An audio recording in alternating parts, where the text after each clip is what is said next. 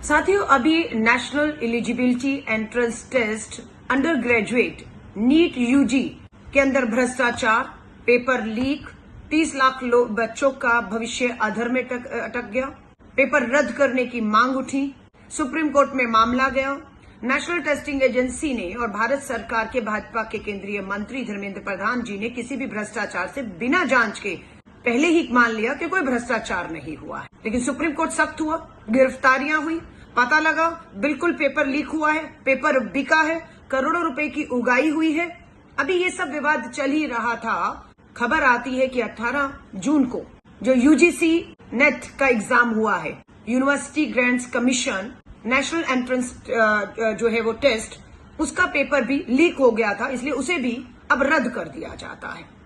NEET का result आना था 10 जुलाई के करीब, उसे पहले रिजल्ट डिक्लेयर किया गया 4 जून को। क्यों? क्योंकि देश में परिणाम आने थे चुनावों के, इसलिए जैसा मर्जी चाहिए आप रिजल्ट अनाउंस कर दीजिए, कोई देखने वाला नहीं होगा, दब जाएगा सारी चीजें, सारा भ्रष्टाचार। लेकिन पता लगा जो इतिहास में कभी नहीं हुआ है, 720 में से 720 नंबर लेने वाले 1 और 2 होते थे, अधिक से अधिक, या कोई भी नहीं हुआ, ऐसा इतिहास बताता है नीट के मेडिकल एंट्रेंस टेस्ट के जो एग्जाम्स में।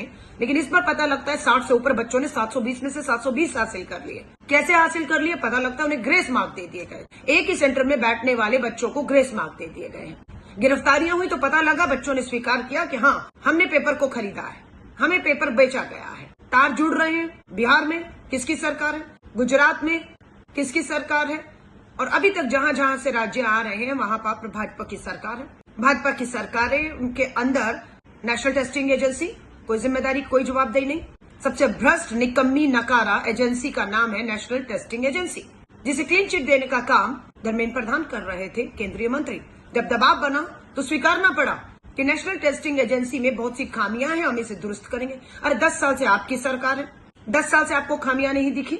जो 10 साल में आप नेशनल टेस्टिंग एजेंसी को दुरुस्त नहीं कर पाए, ईमानदार, पारदर्शी नहीं बना पाए, क्या गारंटी है कि अब आप उसे करेंगे?